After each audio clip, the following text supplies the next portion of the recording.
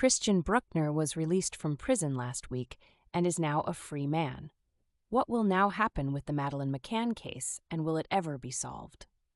Hello guys, and welcome back to my YouTube channel. Before I get into the video, I need to say that everything said in this video is for entertainment purposes only. Please do not send hate to anyone mentioned in this video. Today, we are going to be talking about the recent release of Christian Bruckner from prison and how this affects the case of Madeleine McCann.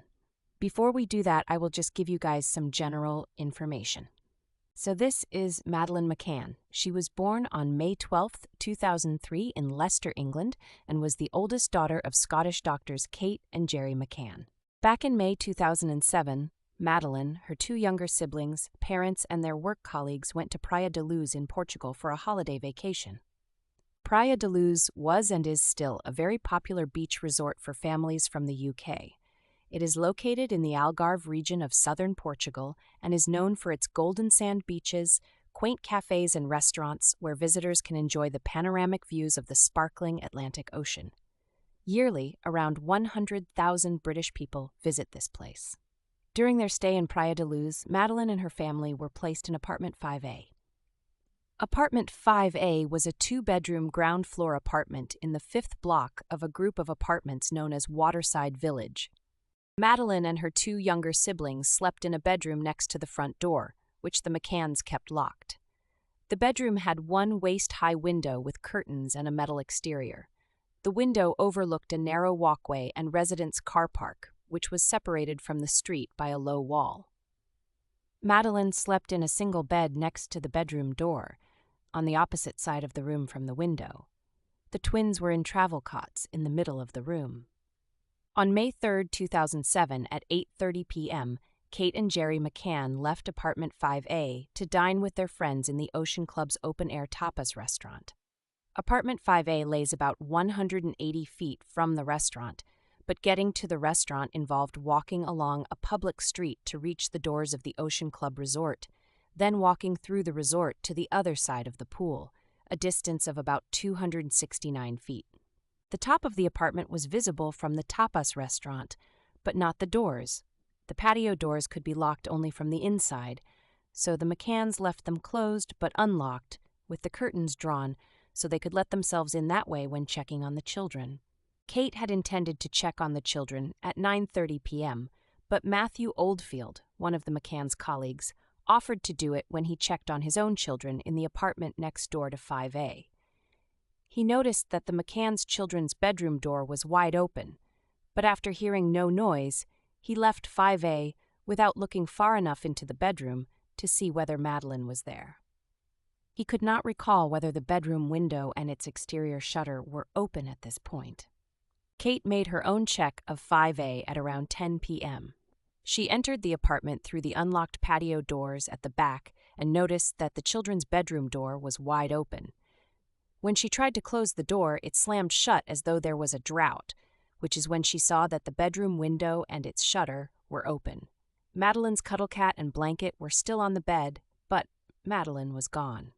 After briefly searching the apartment, Kate ran back towards the restaurant, screaming, "Madeleine's gone. Someone's taken her."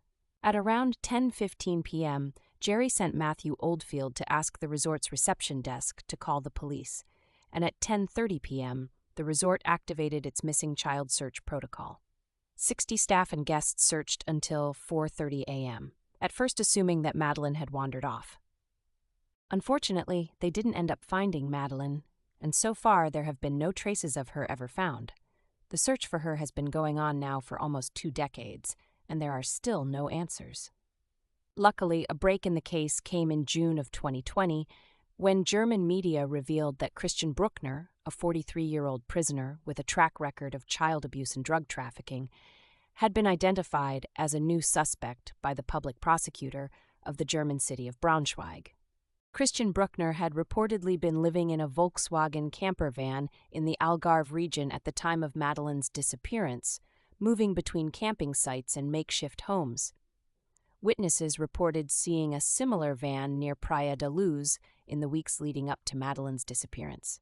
Investigators believe the van could have been used to transport a child, since it was large enough to conceal someone. The van later came under forensic scrutiny, but no DNA from Madeleine has been reported from it. Bruckner also owned a dark-colored Jaguar XJR-6. On May 4, 2007, the day after Madeleine vanished, the Jaguar was re-registered from his name into that of another person in Germany, even though the car itself stayed in Portugal. Investigators viewed this as suspicious, since it seemed as if he was trying to distance himself from the car right after the disappearance. Another important reason why the German authorities believe Bruckner kidnapped and killed Madeleine is the phone data they got from the phone Bruckner was using at the time of her disappearance. At around 9 to 10 p.m. on the night Madeleine vanished, Bruckner's mobile phone was activated in the Praia da Luz area. The records show his phone connected to a cell tower that covered the area around the Ocean Club apartments, where the McCanns were staying. Interestingly, he received a phone call that lasted about half an hour, between 9:10 p.m. and 9:40 p.m., and we know that Madeleine is believed to have disappeared between 9 p.m. and 10 p.m. In April 2022, Bruckner was officially declared an arguido, or formal suspect by Portuguese authorities, but hasn't yet been charged with anything in Portugal nor Germany. Back in June 2020, when all of this information came out, Bruckner was already in prison, serving his 7-year sentence for assaulting a 72-year American woman in 2005 in the same area from which Madeleine vanished. On Wednesday, September the 17th, after serving 6 out of 7 years, Christian Bruckner was released from jail at around 9:15 a.m. He met with his lawyer at the Sende prison near Hanover and left in the back of a car with a blanket over his head. Police vans blocked the road as photographers and TV cameras attempted to take pictures of him leaving the jail. Hans Christian Wolter, the prosecutor in the case of Madeleine McCann, said after the release of Bruckner that he is still a danger to society and that in the past 5 years, German authorities haven't found anything that exonerates Bruckner. We found evidence that strengthens our case, but in our view, it's not strong enough to make a guilty verdict likely, and that's why so far we couldn't charge him or apply for an arrest warrant, Wolter told the BBC. According to the German news source Der Spiegel, Bruckner has had his passport cancelled. He will be electronically tagged, must declare a place of residence, and cannot leave without permission. Prosecutor Wolters confirmed that Bruckner will wear an electronic ankle monitor for the next 5 years as part of his probationary supervision. He will also be assigned a probation officer, with whom he must maintain contact at least once a month.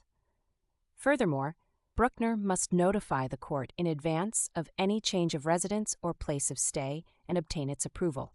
If he violates these conditions, he faces a fine or imprisonment of up to 3 years. Dr. Friedrich Filscher, Bruckner's lawyer, told news station RTL that the investigations into the disappearance of Madeleine McCann were without substance and said that he hasn't seen anything yet that would make him doubt his client's innocence. Prosecutors, though, insist their evidence points solely towards Bruckner. Wolters said, "He is not only our number one suspect, he is our only suspect. There is no one else. We have evidence against him, but it's just not strong enough to bring a case, and so that's why we haven't charged him yet. We hope we can at some stage." That's all for today's video, guys. Hope you enjoyed it. If you want to see more videos like this one, hit the like button and subscribe to the channel. Until next time, bye.